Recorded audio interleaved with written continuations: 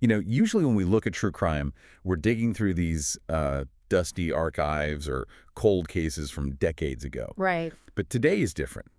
We're looking at a case that feels like it happened right in our own backyard because, well, for a lot of people scrolling through social media in 2021, it basically did. It really did. We're unpacking the investigation into the disappearance of Gabby Petito. And it was such a watershed moment. Maybe the first true social media murder mystery. Mm. We're basing this deep dive on the vanished vlogger, the Gabby Petito investigation. And the thing that stands out right away isn't just the crime itself. It's how the digital footprints she and her fiancé, Brian Laundrie, left behind. They actually told the whole story for them. It's that contrast that really gets me. On one hand, you have the source material they were creating themselves, this whole dreamy van life fantasy, crossing the U.S., hitting places like Zion and Grand Teton. It's the kind of content we all see on Instagram. But the report we're looking at shows how that reality was masking a much darker timeline. That is the core tension here. So July 2021, they start this trip. And to the world, to the algorithm, they look like the perfect couple. Sunsets and smiles. Exactly. But the cracks were already there. And if you look at the analysis of that August 12th incident in Moab, Utah, that's where the fantasy just shatters. This is the body cam footage, right? Yeah. The footage everyone obsessed over. That's the one. And reading the transcripts again, it's so frustrating. You have Gabby visibly distressed, crying, and she's blaming her own anxiety. Right. And meanwhile, Brian is joking with the officers. He comes off as the calm, rational one. Yeah. And psychological profilers in the source material point to that dynamic as a classic, though often missed pattern. It's sometimes called reactive abuse. So the person under pressure is the one who finally snaps, and they end up looking like the aggressor. Precisely. While the actual instigator stays cool, the police separated them for the night, but they didn't make an arrest. In hindsight, that footage documented the reality behind all the Instagram posts. And then the silence. Yeah. That's what triggered the alarm. Late August, the posts just stop. September 1st, Brian shows up back in Florida, in the van. But he's alone, and he lawyers up. Immediately.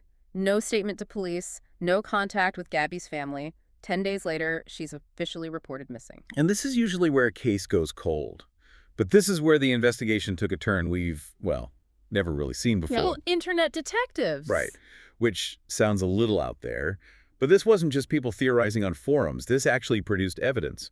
I was struck by the detail about the Red, White, and Bethune family. This is such a crucial, almost unbelievable detail. They're travel vloggers who were just editing their own footage from a trip they took. They weren't even looking for clues. Not at all. Just a holiday video. But they spot Gabby's white Ford Transit van just sitting there in the background of one of their shots from the Grand Teton area. That is the aha moment for me.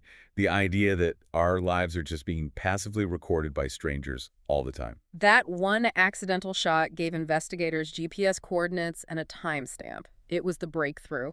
It narrowed the search from, all of Wyoming to one specific camping area, and it led authorities right to her remains on September 19th.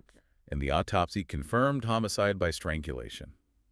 But by then, Brian was gone again. Vanished into the Carlton Reserve in Florida, which, from all descriptions, is a nightmare place to search. It's just this massive flooded swamp. So it took weeks. It did. They found his remains in October. It was ruled a suicide. But the most significant piece of evidence they found with him was a notebook. The confession. It was basically the closure the legal system never got to provide.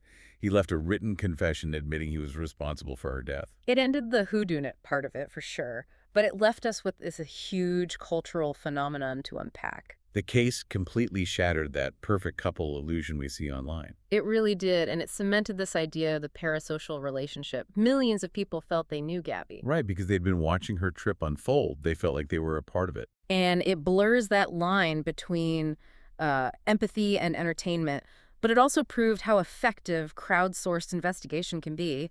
The internet didn't just watch, it watched the tapes. It scoured backgrounds. It makes you wonder about the digital breadcrumbs we're all leaving behind right now. Every photo, every location tag, every cameo in the background of someone else's video, we are all creating this permanent, searchable archive of our lives. That is a heavy thought to end on. And it leaves us, and you, with a question to think about. In an age where everything is documented, have we all become potential witnesses to each other's lives? Or are we just an audience waiting for the next tragedy to show up in our feed? Thanks for listening to this deep dive.